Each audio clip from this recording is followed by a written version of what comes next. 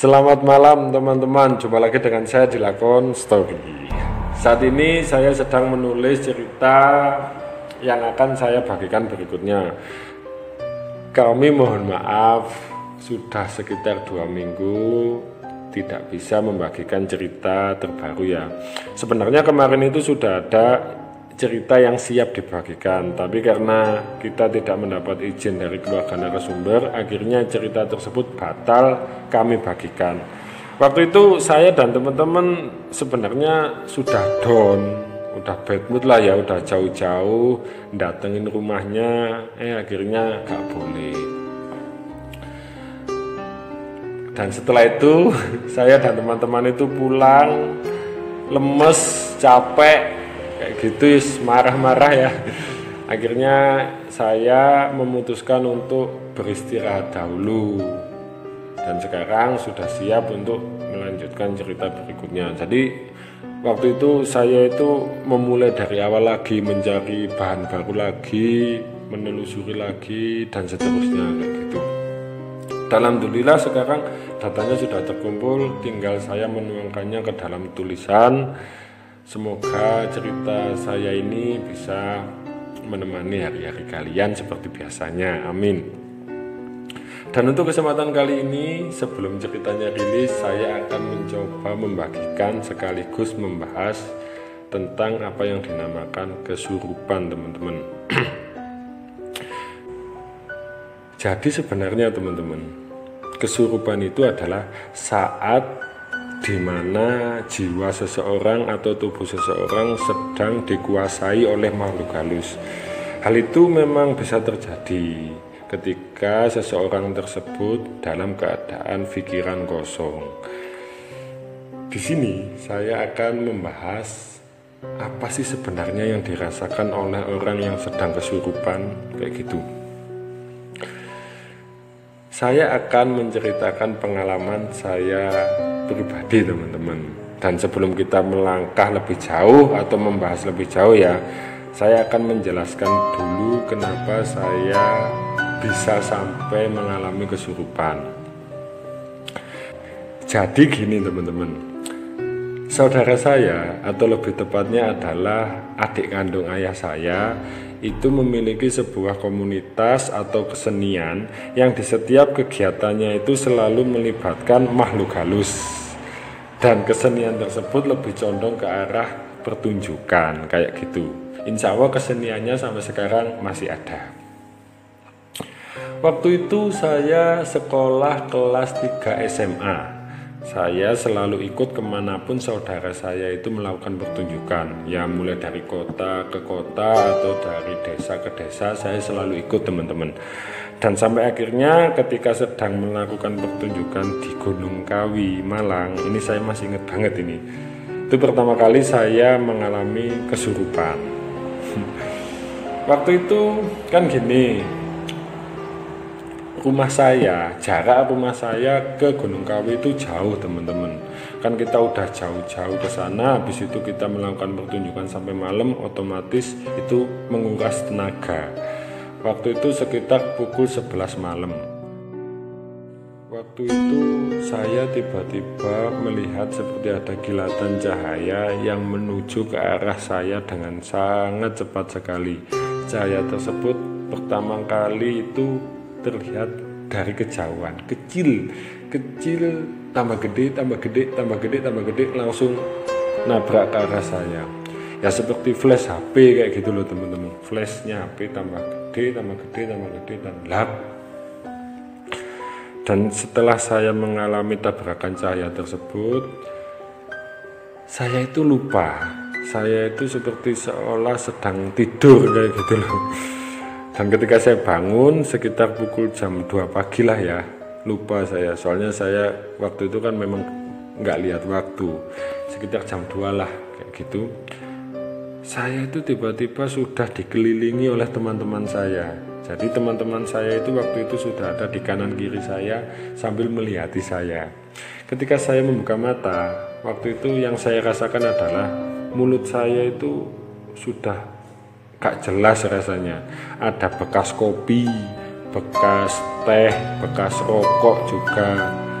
macam-macam, wis gak enak banget. Dan saya juga merasakan seluruh tubuh saya itu sakit semua teman-teman. Sakitnya itu sakit banget, seolah habis main bola kayak gitu loh, wis pegel kabeh gitu. Di sini mungkin jika yang menonton video ini adalah tetangga saya, mungkin nanti tahu siapa saya, mungkin juga paham, juga tahu gimana saya dulu kayak gitu. Jadi di sini saya benar-benar tidak menambah-nambahi atau mengurangi. Saya benar-benar menceritakan apa yang saya alami. Kayak gitu teman-teman. Sebenarnya saya itu tidak benar-benar tidur teman-teman, atau tidak benar-benar pingsan. Waktu itu saya mendengar semuanya kok. Tapi sayup-sayup kayak gitu loh. Saya itu mendengar pertama musik dari pertunjukan saudara saya tersebut, musiknya. Suara musik tersebut terdengar sangat pelan sekali. Padahal kan logikanya saat itu saya sedang ada di lingkungannya ya, nggak jauh. Orang di situ kan juga ada sound systemnya yang pasti sangat kencang sekali kan suaranya kayak gitu. Tapi waktu itu beda dengan yang saya dengar. Saya itu mendengar sangat pelan sekali. Suara orang tertawa, suara banyak orang itu saya juga mendengarnya, tapi pelan sekali teman-teman. Lah di samping suara pelan tersebut juga ada suara orang tua kayak gitu. Orang tua sedang ngomong, itu lebih dekat lagi. Jadi seperti suara orang tua ini ada di telinga kanan, suara musik-musik, suara yang lainnya itu ada di sebelah telinga saya sebelah kiri kayak gitu. Dan saya itu sadar kalau saya sedang kesurupan. Gimana ya ini ceritanya, rasanya itu saya itu tahu gitu loh teman-teman, kalau saya waktu itu kesurupan. Jadi kayak gini, oh ini saya kesurupan, oh masa sih saya kesurupan kayak gitu. Saya tuh manggil teman-temanku, hei, saya manggil gitu loh, manggil temanku yang waktu itu ada tidak jauh dari saya. Tapi mereka nggak dengar teman-teman. Saya panggil itu gak noleh kayak gitu. Saya juga melihat apa ya? Saya itu melihat teman saya, habis itu hilang, gelap semua. Habis itu lihat lagi, saya lihat saudara saya lihat penontonnya, itu saya lihat. Tapi lihatnya itu nggak lama gitu loh, hanya sekilas gelap kayak gitu. Jadi sebenarnya orang yang sedang mengalami kesurupan itu menurut saya itu enggak sepenuhnya pingsan. Sebenarnya dia itu memang sedang berada di situ kayak gitulah. Tapi karena dimensinya yang berbeda, jadi kita bingung. Sebenarnya kita ini sedang kesurupan atau enggak, kan bingung kayak gitu. Atau apa sih yang sebenarnya terjadi kepada saya gitu teman-teman. Dan setelah kejadian tersebut, setelah saya mengalami kesurupan pertama kali dan saya sadar ya, itu ternyata bukan akhir teman-teman. Selanjutnya semakin menjadi-jadi semuanya. Waktu itu kan saya pulang, saya bilang kepada orang tua saya langsung marah besar wis. Saya langsung dimarahi segala macam, saya nggak boleh ikut kegiatan saya dan segala macam wis kayak gitu. Akhirnya saya nurut dong dengan orang tua saya nggak ikut lagi. Saya sudah mulai menjauh dari kegiatan-kegiatan yang diadakan oleh saya itu. Dan sampai akhirnya saya mengadakan pertunjukan yang tidak jauh dari rumah saya. Waktu itu lagi-lagi sekitar pukul 11 malam, kalau nggak tengah malam ya teman-teman. Itu saya mendengar suara musik yang dipukul atau yang dimainkan oleh teman-teman saudara saya. Waktu itu saya nggak ada di lokasi teman-teman, saya jauh, saya kan di rumah. Saya itu sedang istirahat tapi saya mendengarnya sayu-sayu dari jauh ya, mendengarnya pelan lah kayak gitu. Ketika saya mendengar teman-teman, jantung saya itu berdetak cepat. Wah, berdetak cepat wis. Tubuh ini panas, jadi kayak pengen deketin aja kayak gitu loh teman-teman. Dan waktu itu ketika saya udah nggak kuat lagi, akhirnya saya itu keluar. Saya mengendap-endap ya, keluar dari rumah tanpa sepengetahuan orang tua saya. Saya masih ingat ini, saya itu keluar, ya itu tadi, karena saya sudah gak betah. Ketika saya mendengar musik yang dimainkan, saya itu berdetak, panas, dan perasaan saya itu ingin mendekati kayak gitu loh. Akhirnya saya mendekatinya, akhirnya saya gimana ya? Akhirnya itu ya saya keluar dan mendekati musik tersebut. Ketika saya mendekati musik tersebut, saya kesurupan lagi teman-teman. Dan untuk kesurupan yang kedua kalinya ini gimana ya, saya lebih bisa mengontrol kayak gitu loh. Saya lebih tahu, oh ini saya sedang kesurupan. Jadi saya melihat penontonnya, melihat teman-teman saya. Tapi memang ketika waktu itu, ketika saya panggil itu nggak dengar ke teman-teman. Jadi saya lebih tenang kayak gitu. Dan setelah itu teman-teman, setelah itu saya itu sholat nggak tenang, nggak bisa tenang kayak gitu. Sholat udah nggak bisa tenang,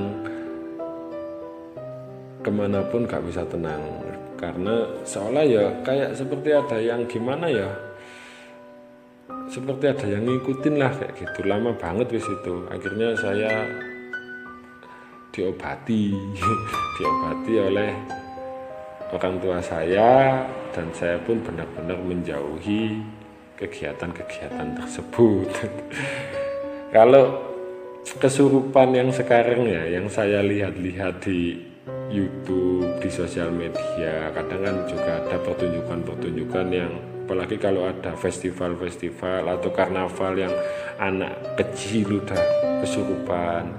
Itu menurut saya masih belum bisa percaya apakah anak itu kesurupan atau hanya sekedar pura-pura kesurupan. Sebenarnya kalau orang yang kesurupan itu enggak kayak gitu loh.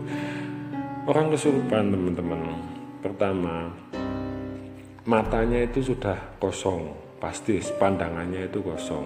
Kan kalau anak sekarang kalau kita panggil meskipun dia kesurupan, dia noleh, kan lucu kayak gitu. Kedua, biasanya suaranya kan sudah berubah, kemudian mulai dari fisiknya dia akan lebih kuat dan segala macam. Soalnya gini, di tubuhnya itu semuanya kan malfungsi ya, soalnya kan dikendalikan oleh makhluk halus kayak gitu. Jika yang benar-benar kesurupan loh teman-teman gitu. Saya sih sebenarnya ini enggak gimana ya, enggak menuduh enggak, tapi ini kan menurut pandangan saya, menurut pribadi saya kayak gitu. Soalnya saya pernah mengalami sendiri. Kesurupan itu enggak enak sama sekali. Enggak enak itu efeknya. Dulu itu saya ringkas kan. Sebenarnya sih panjang banget ceritanya. Saya itu pernah sampai sakit loh teman-teman. Dengar musik, saya di rumah, enggak di rumah, waktu itu saya di rumah teman saya, saya nginep di rumah teman saya, waktu kuliah saya nginep di rumah teman saya itu dengar kayak gitu, dengar musik sejenis kesenian saudara saya itu. Akhirnya saya bingung sendiri gitu loh, ayo nonton. Soal itu sebenarnya saya nggak pengen nonton, saya cuma pengen mendekatkan telinga saya kayak gitu. Dan setelah perjalanan panjang, setelah cerita panjang itu ya, akhirnya ya itu tadi saya diobati dulu ini. Tapi teman-teman, kalau nggak salah itu saya kuliah semester 3 lah, itu sudah selesai persis semua. Dan akhirnya saya udah nggak mau lagi lah deket-deket dengan yang kayak gitu. Itu kalau menurut saya benar-benar kesurupan itu kayak gitu ya rasanya, kayak enak banget. Ini kan soalnya saya sering ya lihat di YouTube orang kesurupan, beliau gimana ya, disuruh ketawa, digodain. Memang macam-macam teman-teman, macam-macam. Ketika kita dimasukin sosok yang orang tua kayak gitu atau orang yang lebih kuat kekuatannya gitu, kita itu selesainya bisa capek, bisa sakit semua dan lain-lain. Kalau yang apa ya, yang memasuki itu anak kecil kayak gitu kan, selesainya itu katanya bisa lega, bisa enteng, gak capek kayak gitu. Tapi sebenarnya siapapun yang memasukinya itu sebenarnya akan merubah apa ya, merubah suara, merubah tingkah, merubah pandangan kayak gitu. Kan sekarang kalau saya lihat itu anak kecil kesurupan, tapi seperti main-main. Lucu kan, kita kan sebagai orang awam, kalau orang awam sih mungkin percaya, tapi kalau saya enggak lah, saya insya Allah masih bisa bedain, oh dia itu benar-benar kesurupan, dia tidak kayak gitu. Tapi apapun itu, yang jelas kesurupan adalah hal yang seharusnya jangan terjadi kepada kita, atau jangan sampailah terjadi kepada kita gitu. Ya udah wis, aku tak lanjut ya teman-teman. Ini masih 65%, mudah-mudahan bisa cepat saya publikasikan. Itu tadi pengalaman saya sedikit apa ya, sharing tentang kesurupan ya. Mungkin kalian semua punya pengalaman masing-masing atau punya pendapat masing-masing, monggo kita diskusikan bersama. Yang jelas itu tadi yang saya bagikan adalah pengalaman pribadi saya yang saya rasakan. Soalnya katanya setiap orang itu beda-beda, kadang mulai dari fisiknya, mulai energi yang dikeluarkannya, segala macam wis. Bahkan ada yang bilang itu yang memasuki saya atau merasuki saya itu kakek saya, buyut saya kayak gitu. Itu kan macam-macam, jadi ada pendapat yang beda-beda. Yang jelas kesurupan itu adalah saat dimana manusia atau tubuh jiwa manusia sedang dikuasai oleh makhluk halus. Dan itu memang benar-benar ada gitu. Udah ya, gitu aja ya. Ini udah 15 menit. 15, kok 15 sih? Berapa ini? 18 ah, gak kelihatan. Oke wis, terima kasih teman-teman udah meluangkan waktunya untuk menonton video ini. Tetap nantikan untuk cerita selanjutnya yang akan saya bagikan. Cerita selanjutnya kita akan bahas pengalaman salah satu teman kita saat mendaki gunung teman-teman. Ini lama ini saya gak bahas mendaki gunung gitu. Ya udah, terima kasih banyak, terima kasih ya udah nonton. Jika kalian suka dengan video-videonya Lakon Story, dukung terus teman-teman, didukung, di follow semua sosial medianya Lakon Story. Di IG, kalau di IG Lakon Story kalian bisa menambah wawasan tentang hal-hal unik seputar hal mistis yang ada di dunia ini. Oke, untuk kalau di fanpage Facebook atau Twitter kalian kan bisa baca untuk menemani hari-hari kalian. Kalau kalian ingin pembahasan ya mampirlah ke YouTube-nya Lakon Story. Terima kasih wis teman-teman ya. Udah kurang lebihnya saya mohon maaf. Terima kasih banyak. Selamat malam.